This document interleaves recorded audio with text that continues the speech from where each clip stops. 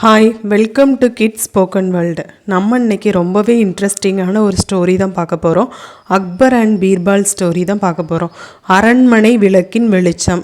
ஒரு நாள் அக்பரும் பீர்பாலும் அரண்மனையில் உள்ள குளத்தாங்கரையில் வச்சு பேசிகிட்டு இருக்காங்க. அக்பர் சொல்கிறாங்க, இது ரொம்ப குளிர்காலமாக இருக்குது, யாராலையுமே இந்த குளத்தில் ஒரு நாள் நைட்டு ஃபுல்லாக நிற்க முடியாது, நைட்டு ஃபுல்லாக இருக்க முடியுமான்னு இருக்க முடியாதுன்னு சொல்லிட்டு அக்பர் பீர்பால்கிட்ட சொல்கிறாரு.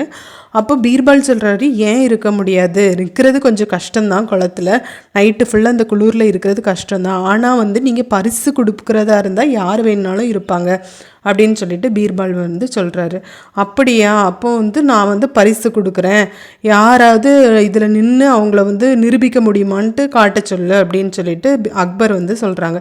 சொன்னோன்னே சரி, நான் நாளைக்கு இதை நிரூபிக்கிறேன்னு சொல்லிட்டு வீட்டுக்கு போகிறாரு. அப்போ அடுத்த நாள் பீர்பால் அவர் வீட்டுக்கு பக்கத்தில் உள்ள ஒரு ஏழை விவசாயி ஒருத்தரை கூப்பிடுறாரு. கூப்பிட்டு பீர்பால் சொல்கிறாரு, நான் காட்டுற குளத்தில் நீ நைட்டு ஃபுல்லாக இருக்க முடியுமா, அப்படி நீ இருந்துட்டேன்னா நான் அரசர்கிட்ட சொல்லி உனக்கு பரிசு வாங்கி தருவேன்னு சொல்லிட்டு கேட்குறாரு. கேட்டதுமே அந்த ஏழை விவசாயியும் கட்டாயம் நான் நிற்கிறேன்னு சொல்லிட்டு ஒப்புக்கொள்கிறாரு. அப்புறம் அடுத்த நாள் நைட்டு அந்த குளத்தில் இந்த ஏழை விவசாயி இறங்குறாரு. இறங்கினோன்னு அதை அரசர் பார்க்குறதுக்காக வராங்க. அப்போ நைட்டு ஃபுல்லாக தண்ணிக்குள்ளே நிற்கணும்ல, அதுதானே அந்த போட்டி. அதனால் ஒரு 2 காவலர்களை அரசர் நியமிக்கிறாரு. ஏன்னா நைட்டு ஃபுல்லாக தண்ணிக்குள்ளே நிற்கிறாரா இல்லையான்னு பார்க்கணும்ல, அதுக்காக 2 காவலர்கள் காவலுக்கு இருக்கிறாங்க. அப்புறம் அக்பர் அரண்மனைக்கு போயிடுவார். காலையில் பார்க்குறாரு. பார்த்தோன்னா அந்த ஏழை விவசாயி தண்ணிக்குள்ளே தான் இருப்பான். அக்பருக்கு ரொம்ப ஆச்சரியமாக இருக்கும், எப்படி இந்த நடுங்குற குளூரில் நைட்டு ஃபுல்லாக தண்ணியில் இந்த குளத்தில் இருந்தார் அப்படின்னு சொல்லிட்டு ரொம்ப ஆச்சரியப்பட்டு, நீங்கள் எப்படி நைட்டு ஃபுல்லாக தண்ணிக்குள்ளே இருந்தீங்கன்னு அவர்கிட்ட கேட்குறாரு. கேட்டதும் அந்த ஏழை விவசாயி என்ன சொல்கிறாருன்னா, அந்த அரண்மனையில் விளக்கு இருக்குல்ல, அந்த விளக்கில் உள்ள வெளிச்சம் என் மேலே பட்டுச்சு, நான் அதை பார்த்துக்கிட்டே நைட்டு ஃபுல்லாக தண்ணியில் இருந்துட்டேன், அந்த குளத்தில் இருந்துட்டேன்னு சொல்லிட்டு பதிலளிக்கிறாரு.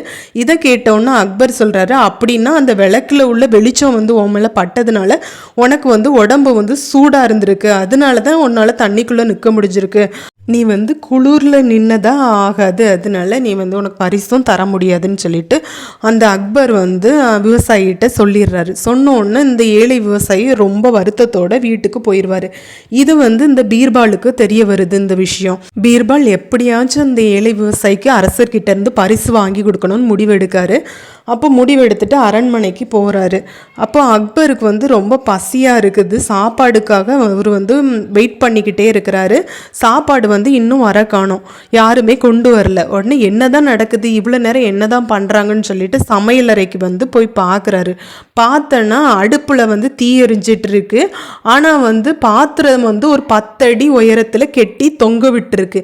இதை பார்த்தோன்னா அரசருக்கு என்ன முட்டாள்தனம் இது, பாத்திரத்தை நெருப்பு பக்கத்தில் வச்சாதானே பாத்திரம் சூடாகும், சீக்கிரமாக சமைக்க முடியும், 10 அடி உயரத்தில் பாத்திரத்தை தொங்க விட்டால் எப்படி அந்த சூடு அந்த பாத்திரத்தில் ஏறும்னு சொல்லிட்டு கேட்குறாரு. கேட்ட உடனே பீர்பால் சொல்கிறாரு, ஏன் அந்த சூடு அந்த பாத்திரத்தில் ஏறாது, 10 அடி உயரத்தில் இருக்க பாத்திரத்துக்கே இந்த நெருப்பில் உள்ள சூடு ஏறாதுன்னா அரண்மனை வெளிச்சம் எங்கேயோ இருக்குது, எங்கேயோ உள்ள வெளிச்சம் அந்த ஏழை விவசாயி மேலே பட்டதுனால நீங்கள் ஏன் பரிசு கொடுக்கல, சூடு ஏறும்ன்ட்டு எப்படி சொன்னீங்க அப்படின்னு சொல்லிட்டு கேட்குறாரு.